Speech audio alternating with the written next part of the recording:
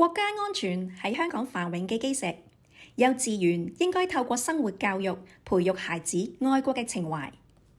5年嚟，國安法守護香港安定，而學校亦會透過升旗、故事同埋活動教孩子愛國愛港，由小認識守護家園嘅責任。國安5週年，同心齊向前，愛我中華，守護家園。我係基督教樂道幼稚園何敏欣校長。今年係香港國安法實施5週年及維護國家安全條例實施1週年。我哋邀請咗升旗隊總會 K197 隊嘅小朋友為我哋獻唱。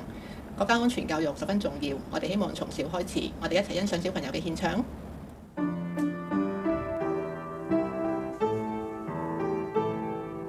我安法定呱呱，保家衛國功勞大，大家齊學習，人人遵守它，國泰民安有保障，安居樂業啦。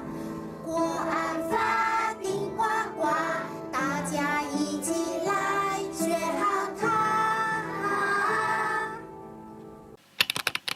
我係手法好寶寶，請你跟我這樣做，拍一拍，拍一拍，國安法記心裏，拍一拍，拍一拍，法治社會來相互，拍一拍，拍一拍，愛國愛港愛我家，拍一拍，拍一拍，知法守法最幸福。